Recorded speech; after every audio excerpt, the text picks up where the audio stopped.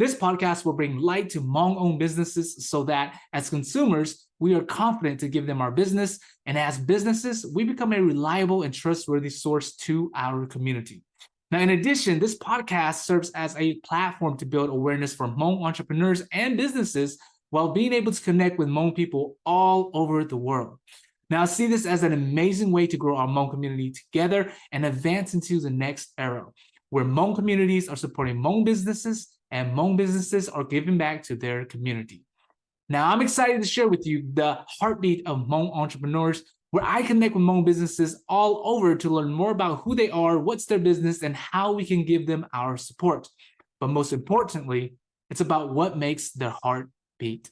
So these are the people who are trailblazing the way in the world of business as a Hmong person, and this is how we can support each other in a growing and evolving community. As a wise man once said, if you want to go fast, go alone. If you want to go far, go together. So let's get rocking. All right, everybody. So welcome to the heartbeat of Hmong entrepreneurs. My name is Josh. I am your host. And today I am super excited for someone super unique today with us. And her name is Linda. And she has been featured in a radio station in the UK. Now, that's pretty awesome. That's like totally overseas. And definitely can't wait to hear more about that. So, Linda, welcome to the show. Thank you for being here. Thank you, and I appreciate you having me here. So I kind of want to talk a little bit about the radio station UK because it's a funny story. And as you know, of course, it was through Facebook, and I'm in Facebook groups where people make groups about offering free services or psychic readings, and I didn't know that the poster or the one who made the post has a job within the radio station in UK. And he was like, basically, he was very vague about it. And he was like, I'm just looking for a medium who could talk to spirits and stuff like that. So I didn't know until we had a Zoom call. He said, hey, I work for the radio station. So it's all a surprise for me. So I guess you can say it's a perfect timing kind of thing, because I guess of that side of the world, especially UK or the United Kingdom, they also have medium psychics, but it's not affordable as America's or United States psychics, if that makes sense. In my personal experience, I'm not saying it's like that, but it's just what I experienced so far. So I've been featured twice, and ever since that, I guess they kind of stopped. So I'm not sure what happened there between them, but I still keep in touch with those people too, as well. Okay, wow, that's awesome. That's totally interesting. So you got connected through one of the clients. Mm-hmm. All right, awesome. So, all right, Linda. So tell me a little bit more about you, like, where you're from, what your background is. Well, I am born in the United States, and I was born in Georgia, but I was basically raised and lived in North Carolina my whole lifetime. Okay. So I'm like in the Hickory area. For those who know about the Hickory, North Carolina area, Yeah. I guess Hmong people will always spiritual about shaman on. So of course I did grow up on the shaman in the background, but I never really was into it because Hmong kids, we don't really care for the shaman stuff like that. Right. And so we've always been told by the elders that we have to be chosen by spirit to be shaman. So I was like, okay, so I just kind of brushed it off, and then throughout my years, I didn't really have what people call like psychic experiences, deja vu, anything like that. I think because I was going through so much traumas in my life that it kind of blocked those abilities or those experiences. And then it wasn't until like 5 years ago, which would be what, 2020, I think, or 2019, where I really started having these psychic experiences because, my life is not as hectic or traumatic as back in my younger years. So I guess with that, it makes me sad because I was like, man, I'm Hmong. Why am I not shaman? Am I not chosen? Because you get so discouraged because you want to fit in with the Hmong people too and represent the Hmong community, But I think in my case, according to what people believe and whatever, that your soul chose to be here and chose a specific path for a reason. So like I said, it's really complicated for those who experience that kind of calling. And throughout these years, when I try to look into shamanism or how Hmong people do it, it always hit a wall or a blockage. It's like, nope, nope, I can't go any further. So I was like, okay, so it's very discouraging. And then along the years, I just kind of, I don't know, it just kind of fell in my lap. It's like to mediumship and tarot. So I was like, okay, I just went along with it. And then, it's still to this day, people are like, oh, you're not a shaman, so we can't come to you because you don't have the services we seek. And I Hmm. was like, well, shamans talk to spirits. I talk to spirits, and stuff like that. Yeah. But so my spiritual journey has been really like tough and complicated, especially being a monk person and you're not shaman. So, you know, Yeah, no, I can see where it's difficult because that's what Moma, that's exactly what that is. And I think a lot of the traditional way the Hmong people is believing like solely in that as well. So and I'm sure, it sounds like you've gotten, a lot of backlash before, maybe even from the elders or whatnot. But have you like tell me, have you gotten like backlash before where it just, it's just like very discouraging or kind of question yourself? I think I haven't got any backlash. I think it's just like over the internet, you can tell when someone's energy is like, telling you to kind of back off. You can tell by the vibe. And it's Hmm. more like that energy I'm getting. It's like, you're not one of us, so you're not welcome here. And I was like, well, I see you guys do tarot reading. I see you guys talk to spirits. There's no difference. It's just the label and titles differently Hmm. and stuff. Got And the jobs that we do is different. And I feel like too that in the spirit world, there's no title label. We come together because we are the middleman hmm. for the spirit world and the earth. Tell me more about that. The tarot reading and what is it? The something about the medium?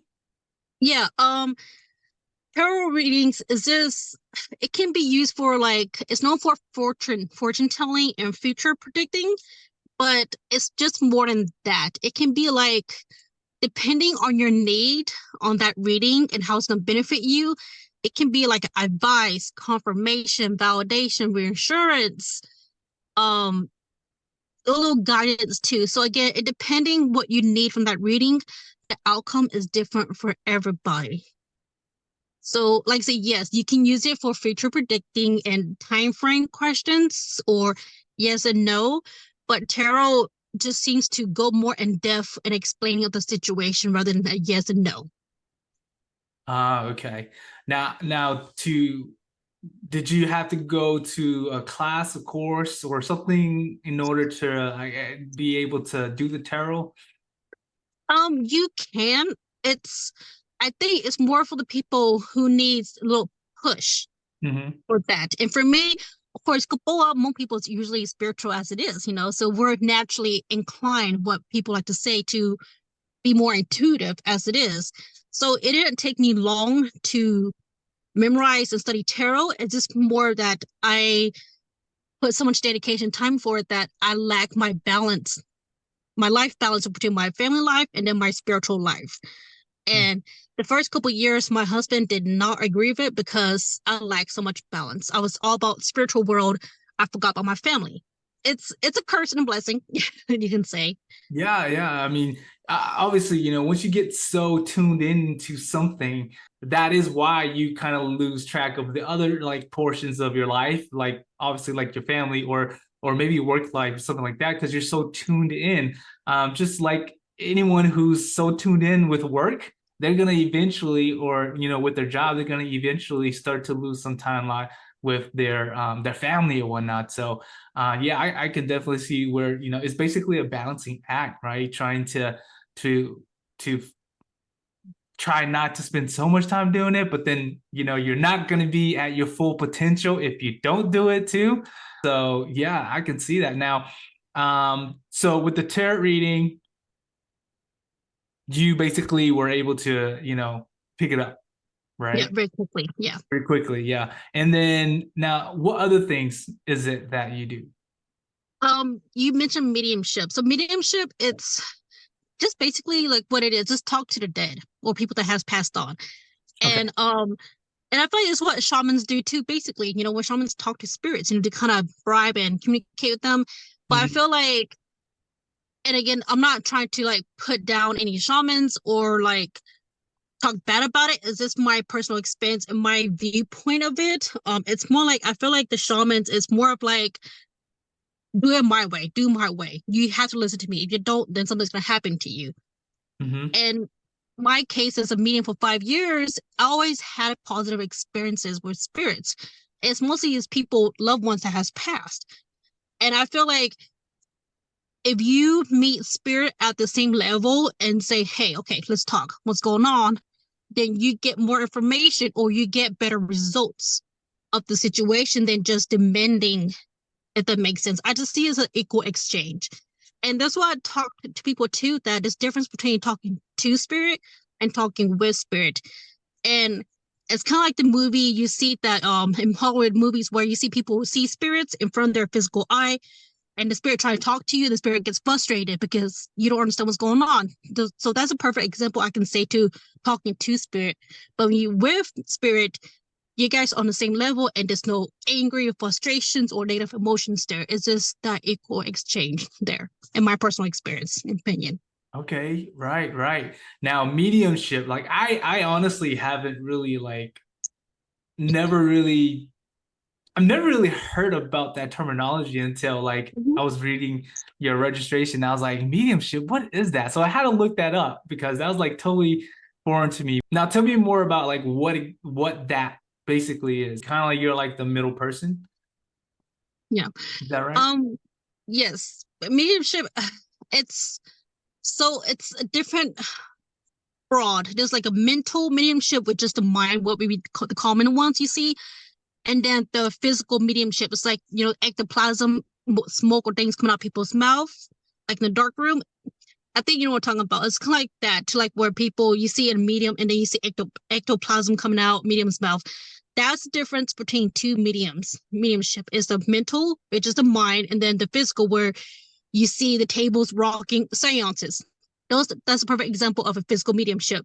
Again, you see things in the physical world. That's why it's called physical mediumship. A mental mediumship, you don't see anything, but you may experience paranormal, may, but it depends. So, like I said, it's just mediumship is just, I can't really find the best way to describe it. It's just talking to the dead or, just communicating with them or trying to prove that there is after life. Gotcha. Now, usually when people come to you, like, what are they seeking? Um, they are either seeking if my is my loved one okay? Are they mad at me? Sometimes they're seeking forgiveness, or in most in 1% cases, in my experience, is missing cases. Like, can they be found? Missing person case. But I don't do those because I just feel it's unethical Hmm. because it doesn't hold up in the court. So it's like that. But like I said, it's just mostly those things. And then and my personal experience of how my reading go is that it's best if you come open-minded and not have expectations, because throughout all these years you've seen so many like paranormal activities and well, not really evidence, but just evidence or pictures out there that there is the afterlife or ghosts like that.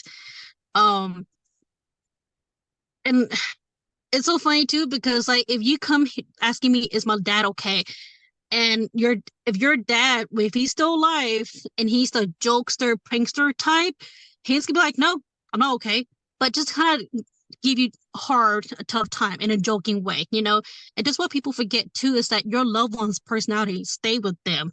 So if your loved one was the type to like straight to the point and leave me alone, that's where they're gonna come up as too. um they don't want to talk about their death. They don't want to talk how they pass, or their pain. Did they experience pain or none? They don't want to talk about themselves. They want to talk about you and what they see that can benefit you in your life that you're needing to work on or fix on and stuff like that. And I get, backlash for that because I don't give them what they seek. And I said, I'm sorry, but it's what your loved one wants to tell you. And Hmm. then a couple years or a month down the road, they come back to me like, oh, yeah, what you say is true. So it's kind of like, it depends on the reading. Yeah, yeah. No, I'm curious, like right, like when you are in the beginning where you started like being able to experience all these things, like how was that situation? Like, how do you take it? Are you talking about the paranormal experience or like the psychic Well, ability just experience? both. Like when you Okay. first started, like, hey, I didn't know I had this thing, this gift. I want to say the paranormal activities, I'm not going to discredit. I feel like it's uncommon Hmm. because, like I said, I don't want to deny or discredit to. I know there's paranormal activities out there, but I feel like it's just Hmm. really exaggerated. And the reason why I said that is because for those who experience paranormal activity in their house or in their life, they would know exactly what I'm talking about, which is like things moving, windows, door open, stuff like that. It's really small. It's nothing too major like what Paul would make it to be. Right. In my The cases, I never windows really, shuddering like crazy, and yeah, the it's doors just very bust subtle. open. Yeah. And I feel like the one who experiences those like heavy poltergeist activities, like I said, I don't want to put fear into people's mind, and that's not what I'm here to do. It's just like find out where the problem is and where it's coming from. Because Mhm. if you don't, and you just automatically assume it's like, oh, it's a demon, then it's gonna feed off the energy and pretend to be a demon when it's not. So that's why I say it's best to get a priest or someone who specializes in talking to spirits, like mediums or witches or shamans, so you can pinpoint what's causing the paranormal activity. Gotcha, gotcha, gotcha. Now, what about when you first like started getting all these, I guess these things that you just didn't know you had? Like, how did you react? How did you feel about that? Well, honestly, my best friend, her uncle jumpstart my mediumship journey. It was unplanned, unexpected, unwanted, uninvited, but I was talking to her on Facebook Messenger, and then she had to step out the camera. And what we call is automatic writing, where you just write down a piece of paper and just start channeling or writing down things, information. And I Hmm. was getting certain information. And then I was like, okay, this is weird. So I wait till she came back and I was like, hey, let's go through these information or messages wherever it came through. It's just like, okay, yeah. So she validated each sentence or each word that came through. And she said, that sounds like her uncle that has passed. Hmm. And then so that's where my mediumship jump started because I was just waiting for my friend to come back from, wherever she was doing. And then it comes a spirit. And I guess, like I said earlier too, is just that I feel like it's easier for people who are naturally inclined or naturally exposed to spiritual or spirituality because, again, it's already there for us. Like, when I guess when you're open to it, it makes you more susceptible to it, I guess, in a sense. Yeah. Okay, nice. All right. So you were basically hanging out with your uncle, and then your uncle basically was the one that asked you to just start doing some things. My friend's uncle did. Your friend's uncle, yeah, your friend's uncle. Okay, gotcha, gotcha, gotcha. Wow, that's so crazy. And how old were you then? Oh, I think I was like 22. 22? Okay, Yeah. gotcha. That's not my first like spirit experience. I think the first time, I'm not sure how mad she is gonna be, my sister, because that's when I really did like acknowledge, but I didn't do anything about it. So when my sister's boyfriend, dad that passed, he came to me in a dream, but I didn't see him. I heard his voice, and he's like, "Tell him I'm okay." So I messaged my sister and said, "Hey, I think your dad, came here to talk to me, say he's okay and stuff." But like I said, that's where I really became aware that spirits or something's out there and Yeah, stuff like that. And like right. I said, I never had really any paranormal activities. Thank God. I know, but that sounds bad, but thank God. But I think having those moments where, you know, spirit comes to you or visitation with loved ones really like makes you question things. Yeah. Yeah, yeah. So what made you take this on into an entrepreneurial journey? It just felt like a calling. It's like that little, it's not little, to me it was like a major pull. I was like, go do it, you know. And I've always been that person too. It's like if I feel a pull, I'll go and see what's up. And then that's why my mom said that, you know, excuse my language. This is what she exactly said, that you found out so much that you put yourself in so many dangers in your life. And I was like, I can't help it. You know, it's just like who I am, you know, because if I feel the pull, I'll go for it. Whether it's good or bad pull, you know, it Mhm. showed me who I am today. And I think after talking to my friend and connecting with her uncle made me really realize I have such a natural talent for this. I didn't need to take any development classes or circles to hone in to my psychic abilities. Like I said, because most people are already exposed to spiritual community as it is. Right, right. Growing up, we went to church, but and then we eventually we switched back to the traditional ways as Mm. well. So now that's a story in itself, actually. It had to do with my brother, and it had to do with the spiritual stuff too, which is why we went back traditional also. So that's pretty interesting. Wow, that's awesome. Now, so that's taking you into the entrepreneurial journey with this. Now, tell me what I mean, is there could you say that there's a difference between you and someone else who's also the like a tarot reader or a I guess was this medium? Um, I want to say yes and no. I believe that anybody can become a medium because I believe everybody has psychic abilities, but it's up to you whether you want to tap into it and stuff. And for for tarot readers, there are people who read by the guidebook, the book that comes with the cards, or people who read intuitively. And I believe that there are some people who can do, who be both or one or the other.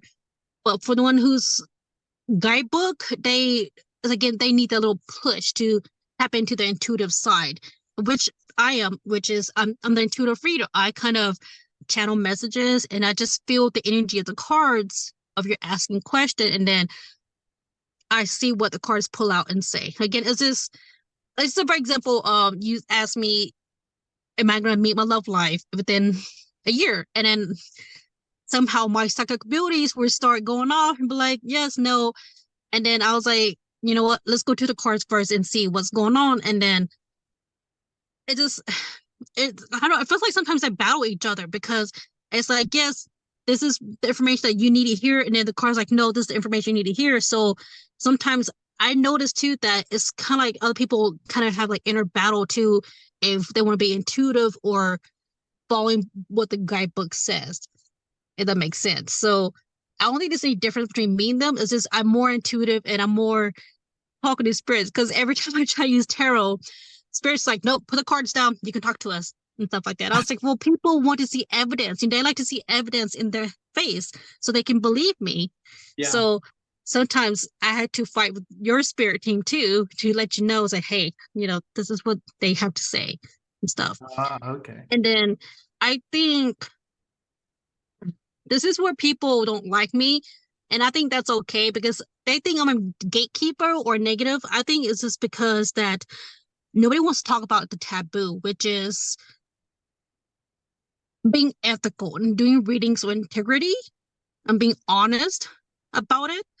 And I think that's what most people don't like it. I know there's difference between being honest and being a mean person about it, but I don't think I am because it's like you see when you go TikTok, you see so many people tarot readers put questions like yes, no, but they don't tell you the meaning of the cards. And I was like, that's not how tarot is. Like, let's just say I pull like I don't know a card and then I give you a false reading out of it. That makes sense. It's just kind of to feed your ego and kind of keep you coming back to me. And I think that's where people fail to realize is that, you know, you don't use your discernment and you go fall prey into being scammed. and not have a good rating. So there are those out there. I guess there's a bad batches everywhere. Hmm. And In then I think again with me being more outspoken and telling people and spreading awareness about what to do, what not to do, red flags and green flags when it comes to getting reading or psychic, people don't like it because it's considered taboo and they don't want to hear the truth. mm-hmm. They just want someone to feed their ego so they can feel good about themselves. And that's not what who I am. Like I want to see you develop and grow into a better person, because I don't want to see you sad all the time and then you get depressed. I want to see you successful. So I'm a really tough loving person and I'm not for everybody, and that's okay. Do you like, can you tell when someone is like that? Like that? Yeah. Yeah. Do I you like deny them or like tell them that that you guys are not a great fit? hmm yeah, Okay. I do. And it's sad, but it's because people talk about they getting scammed our money so bad, and or is this reader put so much fear into them, like, oh, you have attachment, you have a curse on you, the usual scammer type of like sayings. And it just feels like I don't know, it's hard to explain. Like you intuitively know where someone's here for the money or someone truly is here for learning about it. In most cases that I see is that they're just here for the money, like quick bucks, Mm-hmm. and then just take advantage of people. And I think that's where people don't like me too, is because I have such a passion for this. And they're like, oh, you're gatekeeping. Oh, you're negative. You don't let people come in and use this for money. And I was like, I understand, you got bills to pay and money, but at the end of the day, does it make you feel better?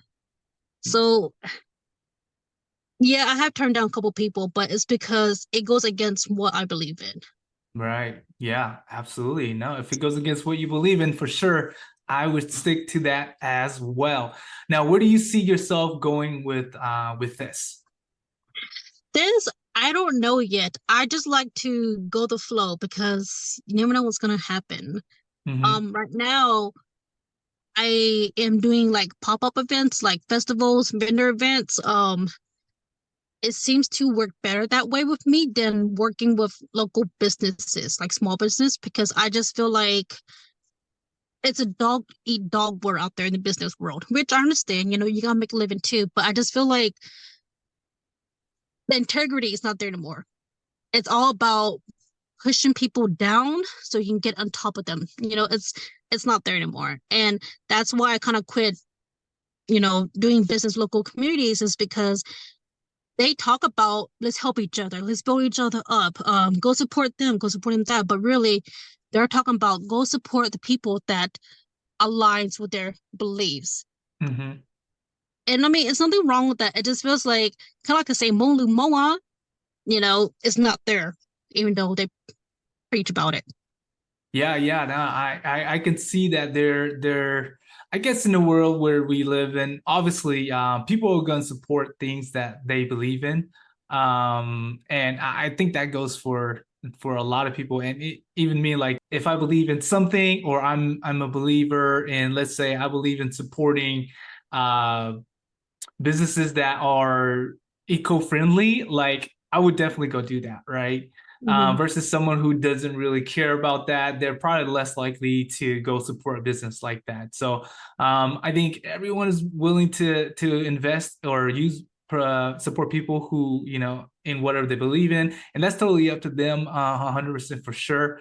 But I like what you're doing because you're able to pop into those pop-up events, into those was it festivals, or even like was like farmers market, or even those type of markets that Hmm. that pops up. What are some of the latest like places that you are getting ready to go into? Um, I'm getting ready to go to a pop-up event where I have to pay a vendor fee. And I want to touch back on what you just said earlier because Yep. I think about it's okay to support people that align to your beliefs and values, but I feel like too that it's really hard to find anybody who supports anybody, regardless of beliefs, religion, because that's where the growth goes to, or is made. Because if you support people who go to church and they still make fun of you, that's where, I don't know, it's just kind of like good things can come to people who supports each other, regardless of beliefs and values in the skin color. And I think that's where we need to see more of that for Mhm. business to grow and flourish. Because if you don't, then it's kind of like the business is kind of like steady movements rather than you supporting everybody regardless what you believe in. And you just kind of go boom. And I think I noticed that too, observing in the business industry too, especially the mediumship, is like, I don't know, it's just sometimes it's really difficult, but I just feel like it's important to support the community that may go against what you believe in, because you may never know. You make a good ally, you may make a good ally or friend along the way. Oh yes, of So it's course, important to be absolutely. open-minded. Yes, yes, yes, yes, yes, for sure. Yes. And I agree with you with that as far as being able to help each other grow. And don't lash down on each other. That's the biggest thing. Even though you may not believe in what they believe in, but it's a matter of, being ethical and being right about what you do, and do right to other people as well. Just like the way Mhm. you want to do right to like done right to you yourself as well. So like this is exactly what this podcast is all about, is being able to bring in entrepreneurs and people together, helping our community learn about each other's business, each other's drives, and each other's journeys, so that we can all learn to help each other to grow in our community. So 100%, yes, yes. Um, and then you ask about my event. So it's this Saturday, April 6th. I'm going to Valdez, and there's like an indoor flea market called Jim's Indoor Flea Market in Valdez. Um, Repeat that again. What is it called? And Valdez, April 6th, this Saturday. I think Jim's Indoor Flea Market is having like a multi-vendor event. So all kinds of vendors will be there, including myself. So I'll be there. I think it's 8 a.m. till 4 p.m. And Um, then go ahead. oh yeah, no, I was just gonna ask, was there anything in future, since this is actually gonna go live next Friday? I think April 27th, I'm gonna be in Denver, and I'm gonna be helping out a a person who basically kind of like a rescue animal, but she's not a one-on-one, whatever required for her. She does to help animals out of her own pocket. So she's hosting like adopt and shop event in Denver, and I'm gonna be there, giving tarot readings and showing support to her. I'll be on again April 27th. I think 11 a.m. till 3 p.m. I could be wrong, but I do have it on my Facebook. You can see the event. And then this next one really makes me so happy. And this is where I kind of goes back to what I talked about earlier too, where June 22nd, it's gonna be an event where veterans is a suicide awareness month for veterans. June 22nd. Second, yeah. It'll be 8 a.m. to 8 p.m. and that's all the way in Kings Mountain, North Carolina. And yeah, so it is a awareness event for veterans that has like trauma, PTSD, and everything. It's just like a suicide awareness Okay, and yep. stuff. So June 22nd, Veterans Suicide Awareness, repeat the time frame for me. 8 a.m. to 8 p.m. Oh, wow, that's all day. Yeah, and then I think last year, according to what the owner told me, it's like a walk event to like every walked for like a certain mile, whatever. It was a 9 day event, but this year Oh, is only one day. okay. So this is why I said earlier too that it's so important to support different communities or different people that is, different from you, if that makes sense. And that's why I said too that you may never know. You make an ally or a friend, a really powerful one too, especially the veterans event coming up. That's, it's really beneficial for me just because I know a lot of people who has loved ones that has passed are veterans too. Right, right. 100%. So that'll be June. The veterans is in Kings Mountain. Kings Mountain. Okay. Yeah. Now, do you travel all over the place? Um, I don't want to, but Yeah. I try to support different events for different causes to show support. And that's a tough side too. Being a tour reader is like, oh, you're a tour reader. No, we don't accept you. So it's really hard to find people who would support me in a way and Right. stuff like that. Shoot, I am actually running out of time right now. So, I've got okay, I'm so sorry, everyone. So we actually got cut off because we lost track of time. We're just having conversation, and I absolutely, it was my fault. I lost track of time, and so our podcast got cut off. So what happened was I sent Linda another link so that we can get back on, so I can record the ending of this podcast. But for some reason, it actually didn't record, so I'm super bummed out about that. And Linda, if you're listening, I am so sorry. I know you're listening, so I just want to apologize for that. So, what I'm going to do is I'm going to finalize this podcast. And I just want to say thank you, Linda, for being on the show, being vulnerable, being open about who you are. And I really, truly appreciate that. I wish you well in your endeavors. And hopefully, I will get to see you back again on the podcast once more later down in the road. So, thank you so much for being here and being a part of the heartbeat of Hmong entrepreneurs. Now, before I let you go, I just want to thank all my listeners, all my guests, future and past, for being here on our channel. Thank you so much. Now, if you love what I'm doing, for the cost of a cup of coffee per month, your support will help me continue on this mission to connect with Hmong entrepreneurs all over. Now, it also helped me to maintain this channel, the software, and equipment that's needed to make this the best possible experience for you who are my listeners. Now, your support can be canceled at any time, so don't worry about that. But yeah, thank you so much for your support and being a listener. And I hope that you will join me on my next episode.